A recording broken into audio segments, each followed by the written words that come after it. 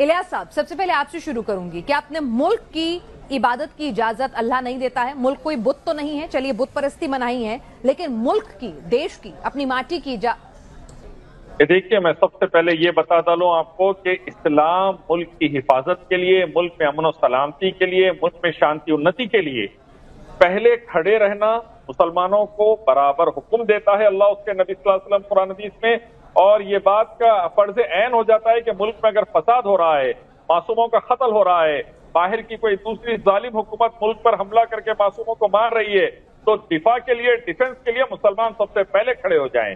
एक Indian army नायक का बेटा होने के नाते, जिसके वालिद ने 71 की जंग में खून पसीना बहाया, मेरे वालिद साहब मोहम्मद शरफुद्दीन रहमतुल्लाह अलैह ने, मैं ये कहता हूं कि आज भी मुल्क के ऊपर बात आएगी, चाइना रहो कोई रहो, इंशाअल्लाह अपना खून पसीना लगाने के लिए मुसलमान पहले की तरह तैयार है। अंग्रेजों से भी भिड़ गए थे, इनसे भी भिड़ जाएंगे इंशाअल्लाह। दूसरी बात, इस्लाम का एक वाज़ेह मौक़ूफ़ है कुरान से या हदीस की रोशनी में कि ला इलाहा इल्लल्लाह, नहीं है कोई माबूद सिवाय अल्लाह के। माँ बाप हो, मुल्क हो, अपने उस्ताद हो, टीचर हो, सबका एहतराम रहेगा, इज्जत रहेगी, सबका आदर रहेगा, लेकिन इबादत जो है वो सिर्फ अल्लाह रब्बुल इज्जत की रहेगी, जो अकेला रब है और उसके अलावा किसी की इबादत नहीं।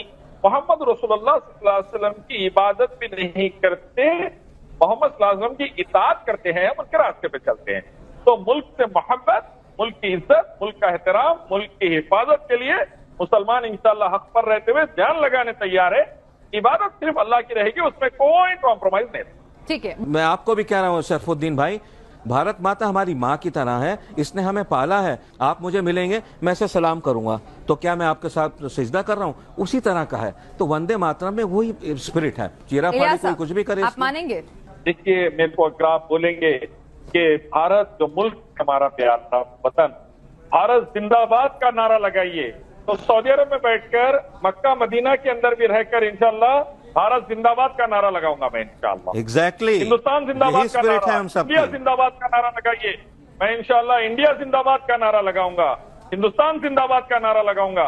लेकिन मसला यह है कि जो वर्ड और टर्मिनोलॉजी है वंदे मातरम की, उसमें नीयत, जुबान, एक्शन, तीनों चीजें रिफ्लेक्ट ये करती है कि जमीन को आप सिजदा कर रहे हैं। मादरे वतन कहते हैं हम लोग कि ये मेरी मादरे वतन, ये मेरा वतन है जो मेरी माँ के बराबर है। जनरली उर्दू का एक टर्म है। वैसे ही मेरी माँ के लिए मैं इज्जत और एहतराम से जब जाता हूँ तो अल्लाह हुक्म देते हैं, माँ बाप के सामने कंधे झुका के रहो, तो मैं एहतराम के साथ कंधे झुकाकर वालिदैन के सामने रहता हूँ। वालिद तो गुजर गए, वालिदा के सामने रहने की कोशिश करता हूँ।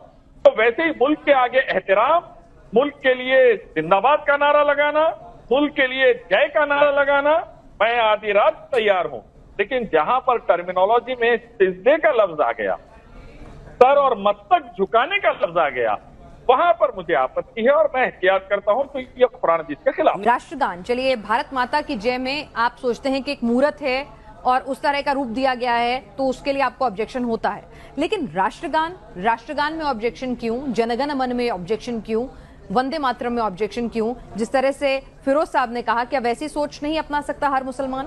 फिरोज भाई ने अपने तरीके से वंदे मातरम का एक पर्टिकुलर तफसीर, एक्सप्लेनेशन, इंटरप्रिटेशन निकाल लिया है और वो उस इंटरप्रिटेशन के मुताबिक कुछ अमल करना चाहते हैं।